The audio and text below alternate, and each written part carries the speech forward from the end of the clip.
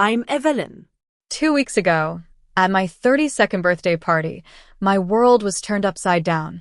Picture this, a lavish five-star restaurant, 40 guests, a cake with flickering candles. Then my mother, Vivian, grabbed the microphone. "Evelyn isn't our real daughter," she announced, her voice cold and calculated. "We adopted her for the tax benefits. She's never truly been part of this family.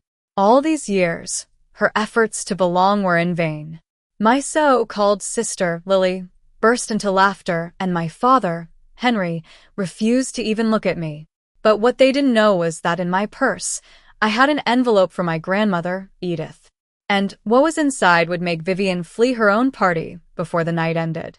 Let me take you back a month earlier. It was a Thursday night, almost 8 o'clock. I was at my desk at Parker and Stone Interior Design, poring over blueprints for a project that would soon be irrelevant. My phone buzzed. It was an unknown number with a New York area code. Usually, I'd ignore it as unknown numbers often meant spam. But something compelled me to answer. "MS. Thompson." A man's voice, calm and professional, asked. "My name is Mr. Alfred Reed. I was your grandmother's attorney." I sat up straight in my chair. Grandma Edith had passed away 8 months ago. We'd had the funeral, read the will, and said our goodbyes. Why was her lawyer calling now? "There's a matter I need to discuss with you in person.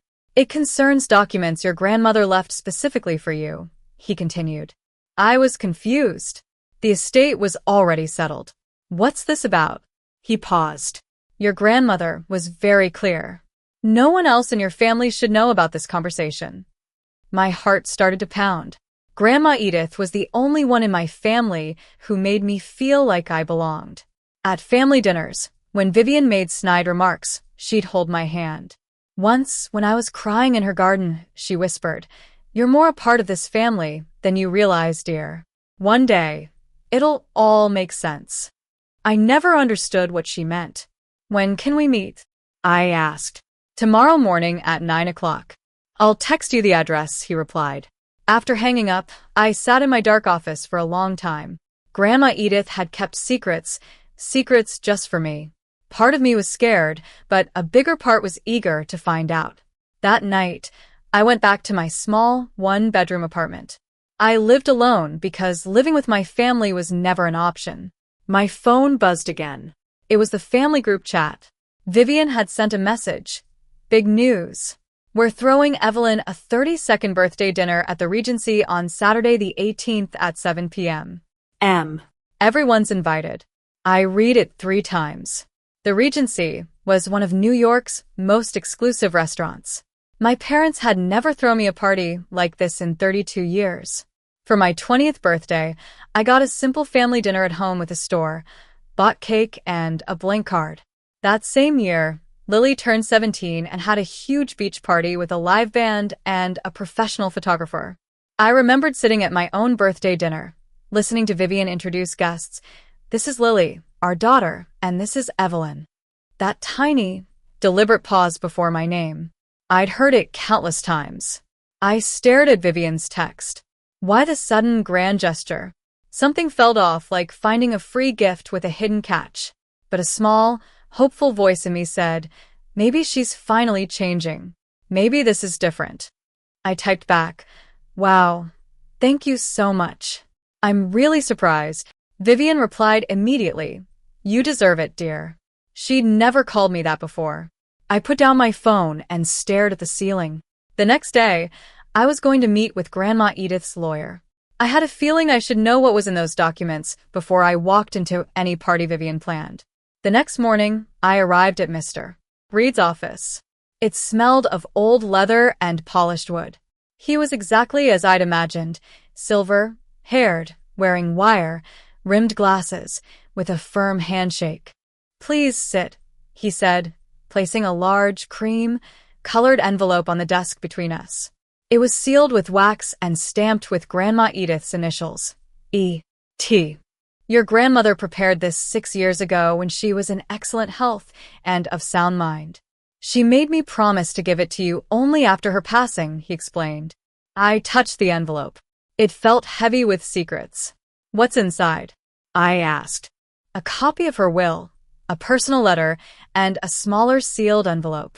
She instructed you not to open it unless it's absolutely necessary, he said, looking into my eyes. She said you'd know when the time was right. My hands trembled as I broke the seal. The will was the first thing I saw. I scanned the legal jargon until I found my name. I hereby bequeath the Thompson estate, including all property and its contents, to my granddaughter, Evelyn Thompson. I stopped breathing. The Thompson estate was Grandma Edith's mansion, the place where every family holiday and gathering took place. Vivian had decorated and maintained it for 25 years as if it were already hers. This can't be right, I murmured. It's completely legal. 3 independent attorneys witnessed the signing, and there's video documentation, Mr. Reed assured me. But why me? He handed me the letter. Perhaps this will explain. The will goes public in 2 weeks. Your grandmother wanted you to have time to prepare. Prepare for what? I asked. His expression was grim. For how your family might react when they find out. That night, I waited until midnight to read Grandma Edith's letter. My apartment was dark, except for a single lamp. Outside, the sounds of New York City filled the air. I unfolded the pages, recognizing her elegant handwriting immediately, and began to read. My dearest Evelyn, if you're reading this, I'm gone, and there are things I should have told you when I was alive. I'm sorry, I wasn't brave enough. First, know that I've loved you from the moment I held you. You brought light into a family that had lost its way. Second, I'm sorry I couldn't protect you better. I watched Vivian undermine you year after year, and I should have done more. Third, and this is the hardest part, you're not an outsider. You're not an adopted child for convenience. You're my blood, my real granddaughter. I can't explain everything in this letter. The small envelope contains all the truth, the documentation, and proof you'll need when you're ready. But open it only when you must. Be brave, my dear. You're stronger than they've ever let you believe. All my love, Grandma Edith. I read the letter over and over. You're my blood. What did that mean? Vivian had always made sure I knew I was adopted. But Grandma Edith said I belonged, that there was proof. I looked at the smaller envelope, still sealed. Only open when absolutely necessary. I locked it in my safe that night, feeling in my bones that I'd need it soon. What I didn't know then was that across town, Vivian was making her own plans. I later learned from Aunt Mildred that Vivian was pacing the living room while Lily sat on the couch, scrolling through her phone. I found out about the will today, Vivian said, her voice tense. Your grandmother left the estate to Evelyn. The whole thing, the house, the land, everything. Lily looked up, shocked. How is that possible? It's legal. She did it years ago, behind everyone's back, and the will goes public in 2 weeks, Vivian replied, her hands shaking. But Mom, you've been taking care of that house for years. You've been planning for it to be yours, Lily said. I know. That's why we need to act now, Vivian said, her eyes cold. What do you mean? Lily asked. The birthday party. There'll be 40 guests, everyone who matters. Evelyn has spent 32 years trying to fit in. If we humiliate her in public, she'll be too ashamed to show her face again. And once she's gone, contesting the will be much easier, Vivian explained. Lily hesitated. Mom, that's kind of harsh. That house was supposed to be mine, Lily. Are you going to let some adopted girl take it? Vivian said. The hesitation left Lily's face. What do you need me to do? 1 week before the party, I was at Bergdorf Goodman, doing something I rarely did, buying a dress for myself. I wanted to look nice if my family was finally throwing me a real birthday party. The emerald one will bring out your eyes, a voice said behind me. I turned to see Ryan, my closest friend at work, grinning. Are you stalking me? I asked. I saw you through the window. You looked like you were overthinking, he said, tilting his head. Talk to me. So I did. I told him about the lawyer, the will, and the letter, but not the part about being blood-related. Ryan listened without interrupting. Then he said, Evelyn, you've fallen into your family's traps your whole life. If there's a chance this party is another one, don't go in unprepared. What do you mean? I asked. Bring everything your grandmother left you, just in case, he said. Ryan, I don't want to turn my birthday into a battle, I said. You might not have a choice, he replied, squeezing my shoulder. Just be ready. That night, I laid out the will, the letter, and the sealed envelope on my bed. The clutch I'd bought was small, barely big enough for a phone and lipstick, but it could hold the truth. I tucked the envelope inside, telling myself it was just in case. Little did I know how right Ryan would be. The night of the party, the Regency took my breath away. Crystal chandeliers cast a warm glow over white tablecloths and floor. 2 ceiling windows framed the glittering New York skyline. A U-shaped banquet table dominated the room, and in the center was a chair wrapped in ribbon, my chair. 40 guests had already arrived. Relatives I saw once a year, my parents' friends, and a few colleagues Vivian had insisted I invite. Evelyn, birthday girl. Vivian swept towards me in a red dress, her arms open wide. Her hug was stiff, and her smile didn't reach her eyes. Thank you for all this, I said. You deserve it, dear, she said, using that word again. My father, Henry, appeared next. He gave me a brief handshake and mumbled, "Happy birthday," before quickly retreating. Lily didn't even say hello. She stood in the corner, her phone raised, recording me like I was an exhibit. Then I saw Aunt Mildred. She'd flown in from Chicago, which she rarely did. She was the only one who'd ever stood up for me when I was young. She crossed the room and hugged me tightly. Whatever happens tonight, remember, your grandmother would be proud of you, she whispered. I pulled back. What do you mean? But a server called everyone to their seats before she could answer. I sat in my ribbon-wrapped chair, the clutch in my lap. I scanned the faces around me. 40 witnesses. Whatever Vivian had planned, she wanted an audience. Fine. If she wanted an audience, she'd get one. The envelope in my clutch felt like a weight, a silent reminder. Dinner was uneventful. There was steak, roasted vegetables, and polite conversation. I almost started to relax. Then Vivian stood up. She smoothed her dress, walked to the podium, and tapped the microphone. The conversation stopped immediately. Thank you all for being here tonight. We're celebrating someone very special.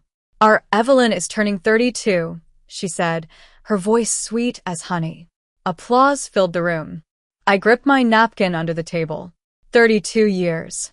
It feels like yesterday when she came into our lives, Vivian continued. Her tone shifted slightly, a hint of something cold.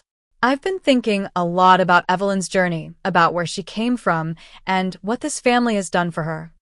The atmosphere in the room changed. I felt it before I understood it. We've supported her through school, through her career. We've loved her like she was one of us, Vivian said, her smile widening. My stomach dropped. But I think it's time we were honest. Don't you? She said, pausing dramatically. Murmurs spread through the guests. I looked at my father. He was staring at his plate, his shoulders hunched. I looked at Lily. She was recording, smiling. For 32 years, we've kept a secret, but secrets have a way of coming out. And I think tonight, on Evelyn's special day, she deserves to know the truth, Vivian said. My heart pounded so hard I could hear it. Aunt Mildred Half rose from her seat, her face pale. Vivian, don't do this, she said sharply. Vivian ignored her. Evelyn, dear, are you ready to hear the truth? You're not our biological daughter. You're adopted. We took you in when you were 2, because of the tax benefits. The government had a great program back then. Adopt a child, get a nice deduction. Henry and I thought, why not? We could use the right off. The room exploded with gasps and whispers. 40 pairs of eyes turned towards me. Lily's laughter cut through the silence, cruel and sharp. So there it is. The truth. Evelyn was never really part of this family. She was a financial decision, Vivian said, turning to me with fake sympathy. I hope this doesn't upset you, dear. But after 32 years of pretending, I thought you deserved honesty. I couldn't feel my hands. 40 people stared at me, some in horror, some with pity. My father still didn't move or say a word. Lily lowered her phone to say, "Happy birthday, sis." Vivian waited for me to break down, to cry, to run away in humiliation. But then I felt the envelope in my clutch. Grandma Edith's words echoed in my mind. Be brave, my dear. I took a deep breath and stood up. I didn't speak right away. I just stood there, letting the silence stretch. My hands were shaking, but my voice was steady. "Thank you, Vivian, for that enlightening speech," I said. Her smile faltered. "You're right about one thing. It is time for the truth," I said, reaching into my clutch. Vivian's expression changed. Uncertainty filled her eyes. "Evelyn, this really isn't the time," she started. "Oh, but it is," I said, pulling out the envelope. "You wanted to do this publicly, Vivian, in front of 40 witnesses. So, let's do it properly." The room went completely silent. I caught Aunt Mildred's eye. She gave me a small nod. 2 weeks ago, I received a call from Mr. Alfred Reed, an estate attorney. He handled my grandmother's affairs. He had documents for me, documents my grandmother prepared 6 years ago when she was in full control of her faculties, I said, holding up the envelope. "This is a copy of her will, certified, witnessed by 3 independent attorneys, and completely legal." Vivian went rigid. "Let me share what it says. It states that Grandma Edith left me the Thompson estate, the house, the land, and everything in it," I said. The room erupted in whispers. "That's impossible," Vivian stammered. "It's entirely legal. I can recite the exact words if you want," I replied. "But the house isn't even the most interesting part," I said, smiling calmly. Vivian's face turned white. "Do you want to tell them, Vivian, or should I?" I asked. Vivian tried to recover. "Evelyn, this isn't the time or place to discuss estate matters." "Not the time? You just told 40 people I was a tax deduction. You don't get to decide when it's not the time," I said. Whispers spread through the guests. "This is a family matter. We should talk privately," Vivian said, stepping towards me. "No." "You wanted an audience, and you've got one," I said firmly. Vivian turned to my father. "Henry, say something," she pleaded. Henry slowly raised his head. "Viv, maybe we should let Evelyn finish," he said quietly. Vivian looked shocked. "Henry, I'm tired of this," she said, her voice cracking. Lily's jaw dropped. "Dad." "Let her speak." The room fell silent again. I hadn't expected Henry to stand up like this. 32 years of watching him avoid conflict, of watching him let Vivian make me feel invisible. And now, finally, he was pushing back. "Shall I continue?" I asked. No one objected. I pulled out Grandma Edith's letter. "You haven't heard the best part yet," I said. Vivian's face was as white as a sheet. She knew what was coming. "This is a certified, legally binding will prepared 6 years ago by Mr. Reed. It clearly states that the Thompson estate passes to me, Evelyn Thompson," I said, my voice clear. Gasps filled the room. The property had been in the family for 70 years. "Grandma Edith left it to me.